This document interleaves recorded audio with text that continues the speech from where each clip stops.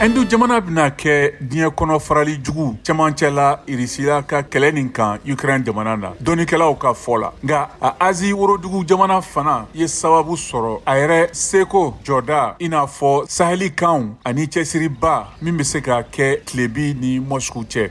Hindu jamana n'o ye Inde bena jɔyɔrɔ ta Ukraine ko la i n'a fɔ a y'a kɛ cogo min na ka tɛmɛ. Baw a ka ca la kɛlɛ nin bena datugu farajɛ jamanaw na ani a nɔfɛ ko diɲɛ fanga kɔlɔlɔ sɔrɔ ko siratigɛ ni dumuniko la. Nasira wɛrɛ fɛ Ameriki y'a nɔ jamanatigi Joe Biden ye Allemagne jamana ka fanga ɲɛmɔgɔ Olaf Scholz bisimila jumadon sababu min ye ka kelenya cikan ci Chinois ni Rusila jamanaw ma o min be lasomi marifa kura lase cogo la. O jɛɲɔgɔn fila nunu bena kɛ u ka sira jira k'a t'a fɛ ko Chinois jamana bena bɔ a ka bila la k'a ka kɛlɛkɛ minɛnw di Rusila ma a ka bingani kama Ukraine jamana kan. O wale sugu be se ka kɛ kɛlɛ taabolo falen kosɛbɛ n'a y'a to Moscou ka fɛnw minnu dɔgɔyara olu falenna kokura. Chinois ye Allemagne jamana ka jagokɛ ɲɔgɔn ba dɔ ye wa a ka ca la farajɛ jamana n'o ye Europe ye y'u janto kosɛbɛ ka tɛmɛ Ameriki kan ka ɲɛsi ɲɔgɔn dan gɛlɛn ma ni Pekin ye. Ameriki fana be Chinois jamana jalaki ko a be marifa lase Irisi jamana ma walasa k'a dɛmɛ a ka kɛlɛ la Ukraine jamana kan. Pekin be ban o la. O taama nin be kɛ Kremlin ka dimi lawuli min ye lasomini kɛ